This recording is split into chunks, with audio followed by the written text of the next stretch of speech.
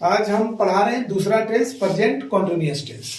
Present continuous, हर tense का अलग अलग पहचान है और अलग अलग उसका स्ट्रक्चर यानी बनावट आता है। तो प्रेजेंट कंटीन्यूअस टेंस के अंतर्गत हम लोग पाते हैं इसकी पहचान क्या है कि कोई भी क्रिया जिसको हम लोग वर्ब कहते हैं, इसके अंत में अगर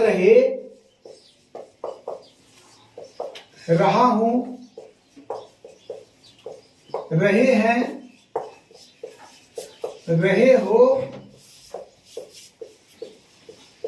रही है इत्यादि अगर लगा रहे, किसी भी क्रिया के अंत में अगर रहा हूं, रहे हैं, रहे हो, रही है, रहे, प्राय ऐसा देखा गया है। जैसे अगर हम पढ़ शब्द लेते हैं, पढ़ के साथ अगर लिखते हैं तो पढ़ रहा हूं, पढ़ रहे हैं, पढ़ रहे हो, पढ़ रही है, ये इत्यादि रहता है। या हम दे देते हैं लिख,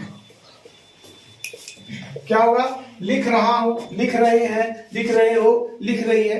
ये पहचान हमारी हुई ये टेंस का, प्रेजेंट कंटीन्यूअस टेंस का, कि इसके क्रिया के अंत में हम लोग रहा हूं, रहे हैं, रहे हो, रही है इत्यादि लगा रहे तो हम समझेंगे कि ये प्रेजेंट कंटीन्यूअस टेंस है।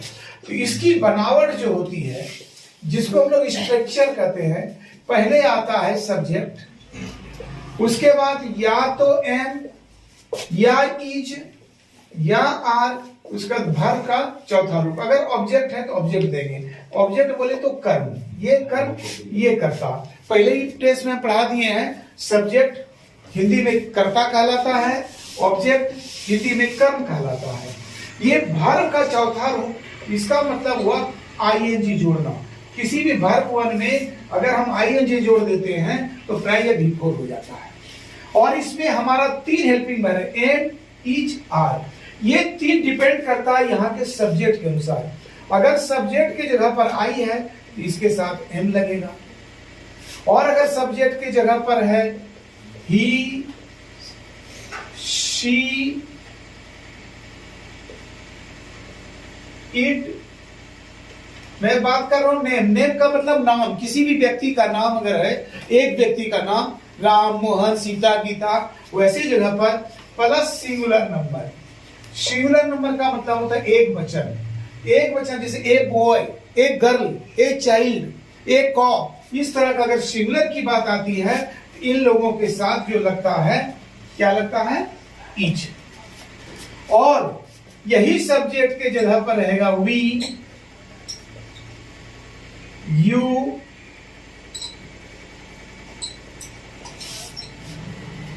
दे, और ये प्लूरल नंबर। प्लूरल नंबर ठीक इसके विपरीत, सिंगुलर है ए बॉय, यहाँ होगा बॉयज, क्या होगा? बॉयज। ए गर्ल, यहाँ गर्ल्स। इनके साथ लगेगा आर, क्या लगेगा? आर। ये हुआ हमारा हेल्पिंग वर्ब। किसके किसके साथ? ये एम, इज, आर लगा। तो आई के साथ अगर कर्ता की जगह आई हो यानी मैं, तो वहां पर हमको हेल्पिंग वर्ब के रूप में एम का प्रयोग करना है। लेकिन वही कर्ता की जगह अगर ही पुरुष के लिए हुआ, सी स्त्री के लिए हुआ, इट यह, और कभी कभी वह के लिए भी आता है। नेम किसी भी व्यक्ति का नाम है, चाहे वो कोई भी रहे, सिंगुलर में होना चाहिए, इसे होना चाहिए राम। अगर भाई राम एंड श्याम दो नाम आ गया तो नहीं, एक ही होना चाहिए। राम, सीता, एक व्यक्ति का नाम होना चाहिए, जिसको हम लोग सिंगुलर के आधार पर मान के लेके चलते हैं। और एक सिंगुलर नंबर जैसे एक बॉय, एक गर्ल, तो वैसे जगह सहायक क्रिया का प्रयोग हम लोग इच के रूप में करते हैं। और अगर वही कर्ता की जगह रह हुई हम लोग, यू, तुम लोग, आप लोग, दे, वे लोग, और प्लूरल नंबर बहुवचन, जैसे ए बॉय है कि हम बॉयज होगा। गर्ल्स सिंगुलर है तो गर्ल सिंगुलर है, एक गर्ल, लेकिन गर्ल्स प्लूरल होगा, तो इसी जगह पर आर का प्रयोग करते हैं। अब इसी का हम एक एक उदाहरण लेते हैं। इजी, इसको कहते हैं जैसे। ऐसे तो लोग कोई कहता है इजी का फुल फॉर्म कहता है एग्जाम्पल गिवन, इजी। तो ऐसे कंफर्म कहीं लिखा हुआ नहीं है, लेकिन हाँ ये जैसे जैसे उदाहरण देते हैं तो इजी का प्रयोग करते हैं। अगर हम लेते हैं मैं वाला ही, जैसे मैं अंग्रेजी पढ़ रहा हूं, मैं अंग्रेजी पढ़ रहा। देखिए पहचान हो गया, रहा हूं, यही पहचान। क्रिया क्या है? पढ़। तो पढ़ के साथ यानी क्रिया के साथ रहा हूं, रहे हैं, रही है, रहे हो, रहे, तो प्रेजेंट कंटीन्यूअस टेंस। इसमें क्या था स्ट्रक्चर? पहले सब्जेक्ट, सब्जेक्ट मैं का आई, तब हेल्पिंग वर्ब आता है। स्ट्रक्चर में कहता है हेल्पिंग वर्ब आई के साथ एम लगता है। पढ़ना का नीचे रीड, रीड का V4 यानी कि इसमें ING लगेगा। आई एम रीडिंग, फिर क्या है इंग्लिश। समझ आई? मैं अंग्रेजी पढ़ रहा हूं, वही रहता जैसे वह गेंद खेल रहा है, वह गेंद खेल रहा है। क्या होगा? ही के साथ क्या लगता है? Is. He is playing ball. Ball के आगे कोई आर्टिकल नहीं, खेल कूद का नाम जब आ जाए, ऐसे अगर कहेंगे मेरे पास गेंद रहता है ये पे बॉल, लेकिन यहां बॉल खेल के रूप में ना है, नेम ऑफ ए गेम, इसलिए इसके आगे आर्टिकल नहीं लगेगा, इसलिए सीधा होगा इज प्लेइंग बॉल। ये हो गया इज वाला प्रयोग। दे वाला भी दे के साथ आर लगता है, वी के साथ लगता है, एक आर वाला भी बता देते हैं। जैसे हम लोग स्कूल जा रहे हैं, हम लोग स्कूल जा रहे हैं, हम लोग का क्या होगा? वी। इसके साथ क्या लगता है? वी आर गोइंग, जाना ना, गोइंग टू स्कूल। क्योंकि ये कहीं जाने में टू का प्रयोग लगता है, ये प्रीपोजिशन का चीज है जो बाद में हम लोग प्रीपोजिशन के चैप्टर में पढ़ाएंगे कि कुछ ऐसा भी है जहां टू नहीं लगता है, जैसे रीच के साथ नहीं लगता है, या घर जा रहे हैं तो गोइंग होम, वहां टू नहीं लगेगा। ये प्रीपोजिशन चैप्टर का चीज है, जब प्रीपोजिशन में जाके पढ़ाएंगे। लेकिन यहां पर वी के साथ आर लगा है, V4 का प्रयोग किए हैं कि we are going to school, हम लोग स्कूल जा रहे हैं। तो क्रमशः हम एक एक करके हेल्पिंग वर्ब एम का प्रयोग पढ़ा दिए, इज का भी पढ़ा दिए, आर का, जो हम बता चुके थे कि आई के साथ एम लगता है, ही के साथ इज लगता है, ही शी इट जैसे था, और सिंगुलर के साथ इज, और प्लूरल यानी वी यू दे इनके साथ आर लगता है। क्रमशः तीनों का प्रयोग हमने तीनों हेल्पिंग वर्ब का प्रयोग आपको उदाहरण के रूप में देंगे। अब एक को तोड़ना है, आपको तोड़कर बताना है, क्योंकि इसका नेगेटिव क्वेश्चन कैसे क्वेश्चन बनता है, हर तरह से तोड़ मरोड़ के एक एक टेंस को सीखना है। अब हम एक लेते हैं, ये रहने देते हैं, मैं अंग्रेजी पढ़ रहा हूं, इसको हम तोड़ते हैं, 5 लोग तोड़ते हैं। ये पहला हुआ जिसको हम लोग एफर्मेटिव कहते हैं, स्वीकारात्मक। इसका दूसरा हम पढ़ाएंगे नेगेटिव हुआ, जैसे मैं अंग्रेजी नहीं पढ़ रहा हूं, ये नेगेटिव कैसे बनता है देखिए। तो यहां पर क्या लिखेंगे? I am not reading English. अब देख रहे हैं कि नेगेटिव सीधा लगेगा, आई एम नॉट। ये कभी कभी जो क्वेश्चन टेक्स्ट के नियम से हम इसको सटाने की बात आती है, एमंट नहीं होता है, उसकी जगह आरंट होता है। ये क्वेश्चन टेक्स्ट चैप्टर में हम जाके पढ़ाएंगे, इसलिए एम नोट को अभी अलग ही रखिएगा।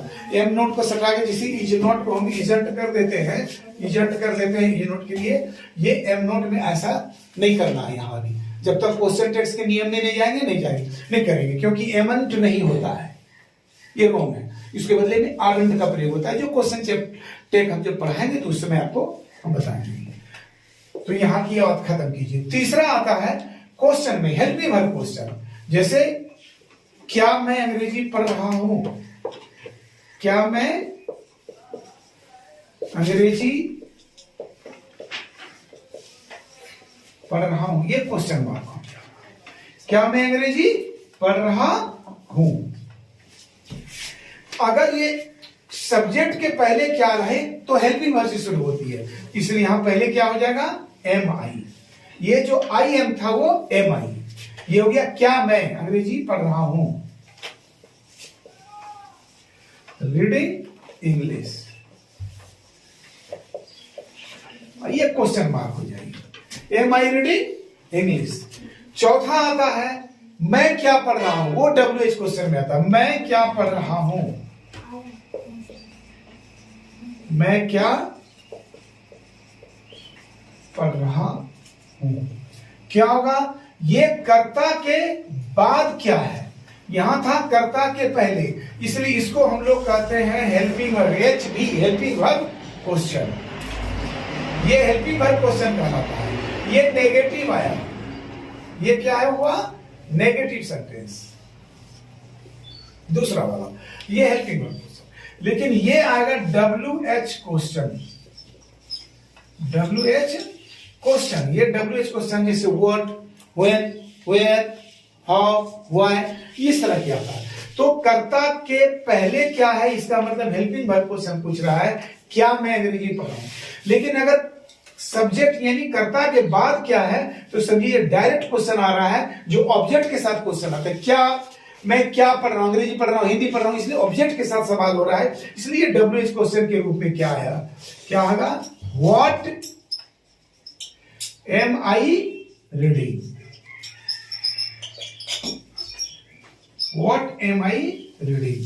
तो यहां पर ये क्या का अंग्रेजी व्हाट आया, इसी को कहते हैं हम लोग, ये चौथा रूप जो तोड़े WH क्वेश्चन। तो ये WH क्वेश्चन होता है। यही क्या के जगह हम क्रमशः बदलने के लिए बोले थे कि मैं क्या पढ़ रहा हूं, मैं कब पढ़ रहा हूं, तो व्हेन एम आई रीडिंग, मैं क्यों पढ़ रहा हूं, व्हाई एम आई रीडिंग, मैं कैसे पढ़ रहा हूं, हाउ एम आई रीडिंग। इस तरह से मैं कहां पढ़ रहा हूं, वेयर एम आई रीडिंग। तो ये चेंज होगा, ये चेंज होगा। ये WH क्वेश्चन है। ये सबसे महत्वपूर्ण सेंटेंस आता है कि WH क्वेश्चन को कैसे प्लेस देते हैं। तो ये जानना जरूरी है सर कि WH क्वेश्चन, क्योंकि यहाँ वर्ड का प्रयोग किए हैं, जो कर यहां पर क्वेश्चन रहेगा वैसा WH क्वेश्चन आएगा। कब आएगा तो व्हेन आएगा, कहां रहेगा तो वेयर आएगा, क्यों रहेगा तो व्हाई आएगा, कैसे रहेगा तो हाउ आएगा। तो क्रमशः इस जगह डालेंगे चौथा क्वेश्चन। लेकिन ये अकेला हेल्पिंग वर्ब क्वेश्चन आता है। और एक आता है हु वाला। हु के साथ हम लोग हु को ही मान के चलते हैं, सिमिलर प्लूरल, उसी को सब्जेक्ट लेके चलते हैं। यहां तो आई को देख के हम लगाएं, अगर यही ही रहता तो यहां इज लगाते, अगर वी या दे रहता तो आर लगाते। लेकिन पांचवा रूप, जो हम पांचवा रूप की बात करें, इसको जो तोड़े थे कि मैं अंग्रेजी पढ़ रहा हूं, इसमें मैं अंग्रेजी नहीं पढ़ रहा हूं, दूसरा नेगेटिव किए थे, तीसरा क्या मैं अंग्रेजी पढ़ रहा हूं, और चौथा मैं क्या पढ़ रहा हूं, और पांचवा कौन अंग्रेजी पढ़ रहा है। ये कौन अंग्रेजी पढ़ रहा है।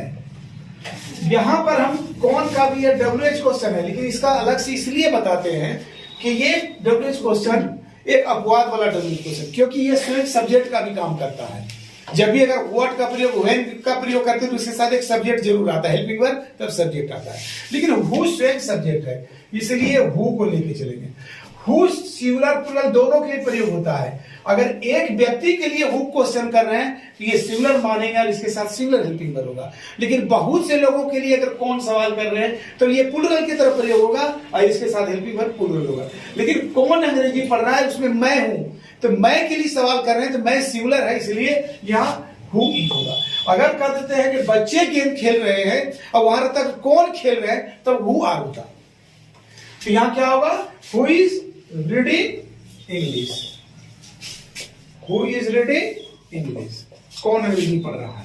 तो ये अपवाद इसलिए माना गया। एक चीज और था कि सिंपल प्रेजेंट है, सिंपल पास्ट, जिसका सहायक क्रिया साइलेंट रहता है, तो वहां पर भी हम हु का प्रयोग अलग से जानना जरूरी होता है, क्योंकि हु के साथ फिर वहां पर जो साइलेंट हेल्पिंग वर्ब वो साइलेंट रह जाता है।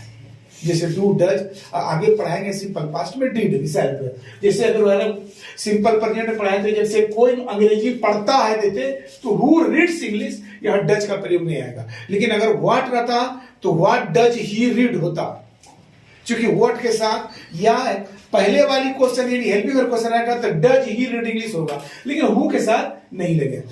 फिर हु के साथ सिंपल प्रेजेंट टेंस में तब लगेगा जो पीछे पढ़ाए थे कि जब नेगेटिव में फिर रहा, जैसे कौन अंग्रेजी नहीं पढ़ता है, पढ़ता है, यहां रहा की बात नहीं कर रहे हैं, सिंपल प्रेजेंट की बात हम याद दिलाने के लिए बता रहे हैं। तो वहां कौन अंग्रेजी नहीं पढ़ता, who does not read English, वहां नॉट के चलते डज आया, हु के चलते नहीं। इसलिए हु को अलग से इसलिए पढ़ाते हैं कि सिंपल प्रेजेंट और सिंपल पास्ट में ये अलग तरह से चलता है। बाकी क्वेश्चन जब करते हैं तो उसकी हेल्पिंग वर्ब जो साइलेंट है आ जाता है, लेकिन हु के साथ हेल्पिंग वर्ब साइलेंट जो रहता है नहीं आता है। लेकिन ये साइलेंट तो नहीं है, सामने स्ट्रक्चर में था एम इज आर, इसलिए ये रहेगा।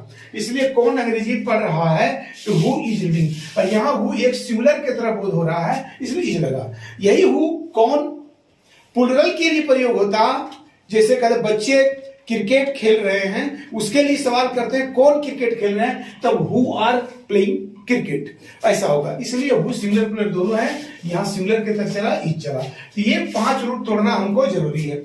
यही 5 रूप अगर तोड़ लेते हैं तो किसी भी टेंस को हर तरह से हम तोड़ मरोड़ के बना सकते हैं। ये आवश्यक है कि 5 रूप से तोड़िए आप टेंस को, और तोड़ के तब देखिए उसका नेगेटिव कैसे बनता है, फिर WH क्वेश्चन कैसे बनता है। WH क्वेश्चन का हम क्रमशः बता दिए कि क्या रहेगा तो व्हाट रहेगा, कब रहेगा तो व्हेन रहेगा, कहां रहेगा तो वेयर रहेगा, क्यों रहेगा तो व्हाई रहेगा, क्रमशः ऐसे डालना है। और फिर 5वां में हु लगेगा। हु में भी याद रखना है कि क्या वो सिंगुलर की तरफ प्रयोग कर रहा है, ये स्वयं सब्जेक्ट है, चूंकि प्रोनाउन की तरफ प्रयोग आता है ये, तो ये स्वयं सब्जेक्ट है। अगर सिंगुलर को रिप्रेजेंट कर रहा है तो singular will be verb, plural को रिप्रेजेंट कर रहा है तो प्लूरल प्लूरल। अगर दे के लिए हम हु कर रहे हैं तो आर होगा, लेकिन आई, ही, शी, इट के लिए अगर कौन सवाल कर रहे हैं तो वहां सिंगुलर होगा। तो इस तरह से हम प्रेजेंट कंटिन्यूअस टेंस का भी पूरा टेंस आपको तोड़ के दिखा दिए।